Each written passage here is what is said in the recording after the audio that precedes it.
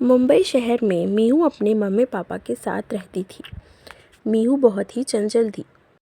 जब भी रोज़ शाम को पापा ऑफिस से वापस आते तो मीहू की पसंद की खाने की चीज़ें लाते थे, जैसे लड्डू, बर्फ़ी और समोसे। स्कूल जाते समय मीहू अपने टिफ़िन में भी अच्छी खाने की चीज़ें लेकर जाया करती थी। स्कूल में मम्मी मीहू को कभी इडली, डोसा तो कभी चीज़ सैंडविच देती थी। एक दिन मीहू मम्मी के साथ घर का ज़रूरी सामान लेने बाज़ार जाती है, जब ही उसकी नज़र मोमोज़ वाले पर पड़ती है। माँ, वो देखो मोमोज़ वाला, मुझे भी मोमोज़ खाने हैं। यह कहकर मीहू मोमोज़ खाने की ज़िद करने लगती है। नहीं मीहू, मैंने घर पे तुम्हारे लिए सब्ज़ी वाला पुलाव बनाकर रखा है। अब मम्मी मीहू को बहुत ज़िद करने पर मोमोज़ दिलाकर घर ले जाती है। घर आकर मीहू मोमोज़ निकालती है और पुलाव एक साइड रखकर सारे मोमोज़ चट कर जाती है। मीहू, इसकी चटनी बहुत तीखी होती है, तुम्हारा पेट खराब हो जाएगा। अगले दिन मीहू मोमोज़ खाने के लिए पापा से फिर से ज़िद करने लगती है। पापा, मुझे मोमोज़ खाने हैं। आप ऑफिस से आते वक्त मेरे लिए मोमोज़ लेते आना। अब धीरे धीरे मीहू ज़िद्दी हो जाती है। घर का बना खाना उसे खराब लगने लगता है। मीहू की मम्मी उसकी इस आदत से बहुत परेशान थी। अब अगली सुबह मीहू के पेट दर्द होने लगता है। माँ, मेरा पेट बहुत दुख रहा है।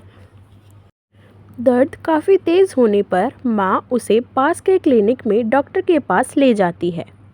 डॉक्टर अंकल उसे चेक करके मीहू की मम्मी से उसके खाने पीने के बारे में पूछते हैं।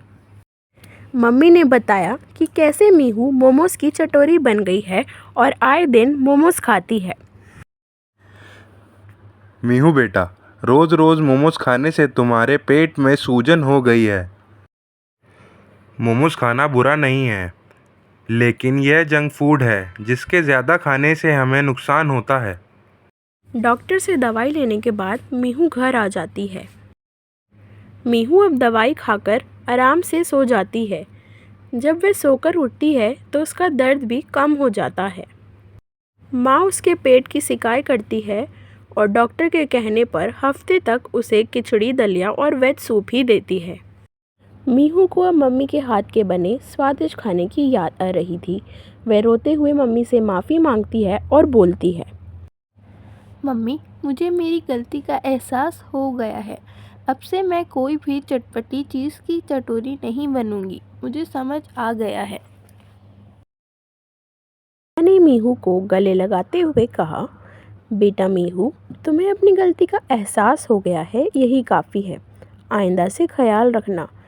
तभी मीहू ने कहा, माँ, मेरी तबीयत जब ठीक हो जाएगी, आप मुझे टेस्टी टिफ़िन बनाकर दोगी ना? यह बात सुनकर सभी हंसने लग जाते हैं और मम्मी भी हाँ में सर हिला देती है।